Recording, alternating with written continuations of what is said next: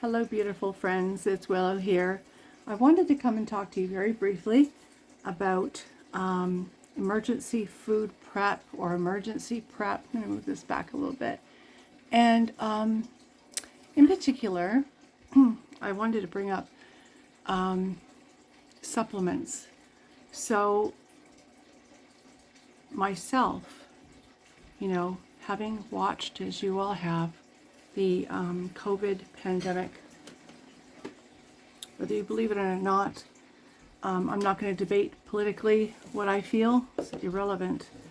I do know that what Paul and I did throughout the whole thing was we increased our raw ginger by washing it, slicing it thin, taking a handful of it, throwing it into a container, adding boiling hot water, and adding lemons to that, a copious amount of lemons. And lemons also shrink cancer cells, just so you know, but it also boosts your immune system. You put a towel over it overnight, let it steep, and in the morning, add more water to it and apple cider vinegar with the mother. It's important you use the apple cider vinegar with the mother because it's an active probiotic. Your immune system is the most important thing that will get you through anything in your life.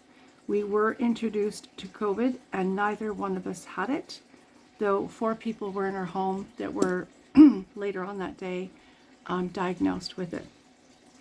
What we also added to this drink, so we would take that drink that I've mentioned, and Paul's going to do something in the background so you might hear a bit of noise. What we did is we filled it with water, and we would fill our massive tumblers half full, and then that half full again with cold water. Or you can add it to a tea.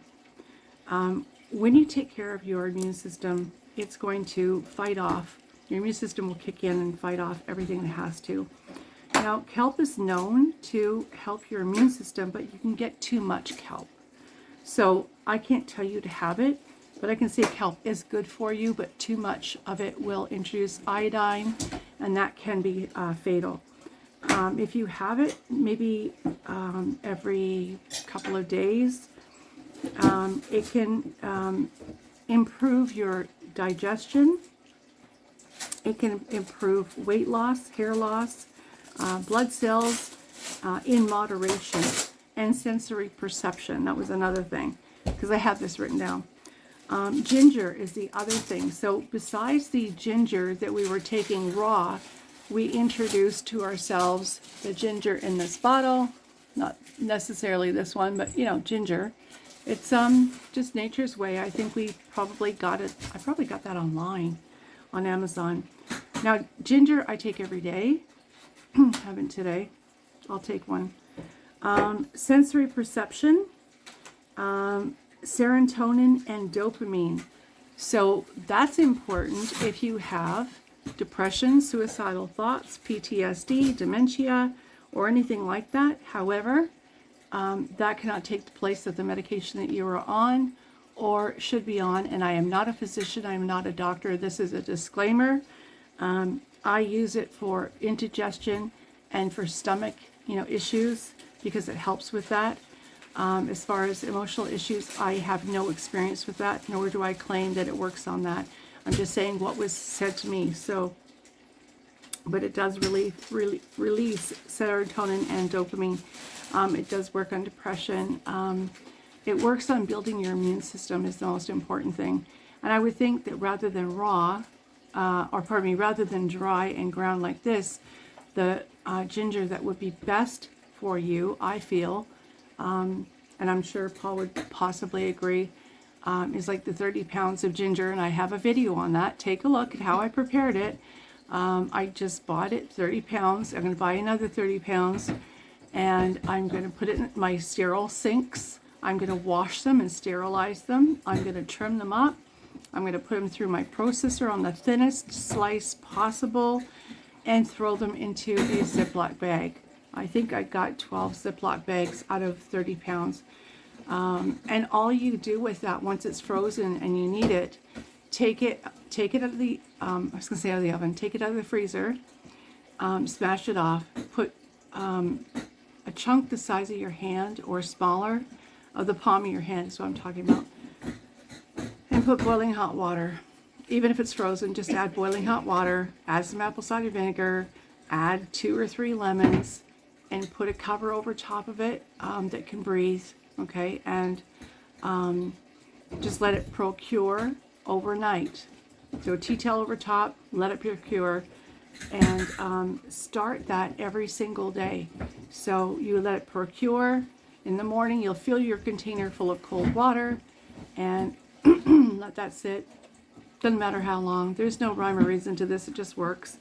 And fill half of your cup with this ginger lemon vinegar tincture, and half of your cup with water or flavored tea of any kind, and just drink on it.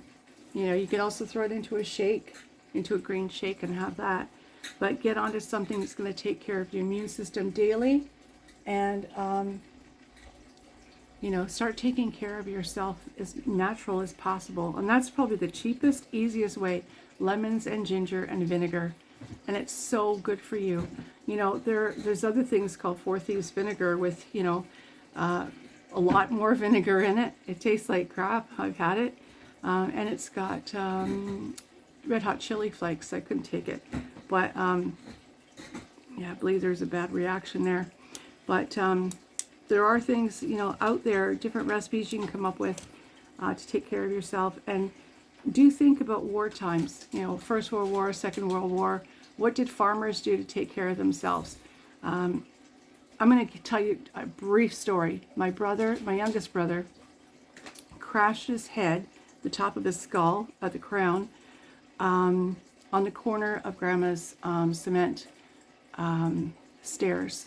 Mom freaked. Grandma grabbed him under her arm, ran him in the house, put his head under the sink, ran cold water in, told me to grab the nutmeg and put the nutmeg in, and he stopped bleeding. And that was it. That's what she did. That's all.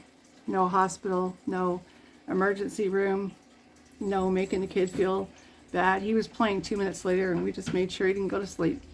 So he got lots of sugar, and he was happy. You could take care of yourself. That's my point. You can take care of yourself naturally by just knowing simple things. Like folklore is actually, it's really cool. And what your grandma did. Think about what your grandma did. Think about what your great aunt did, your great uncle, or your grandfather.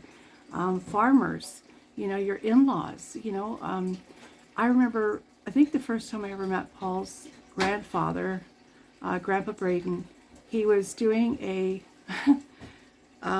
digging out a post. Was that the first time, wasn't it? Yeah. First time I met him, he was digging out a post for the farm. And here's my father-in-law, future father-in-law, and Paul. And, well, we're living together, so I guess he was my dad-in-law at that point.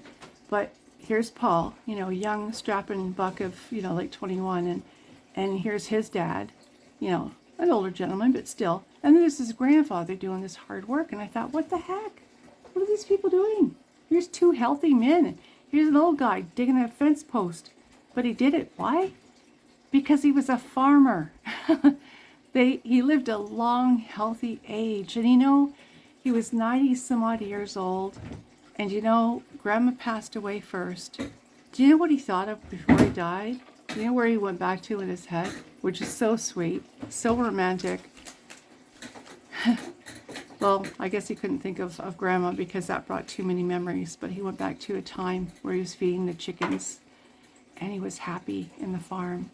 So think about that mentality, because that's what's going to get you through the world war that's coming and is here pretty much already. So, you know, pull up your boots, pull up your big girl panties or big boy panties, and we're going to do this together. Take care, guys.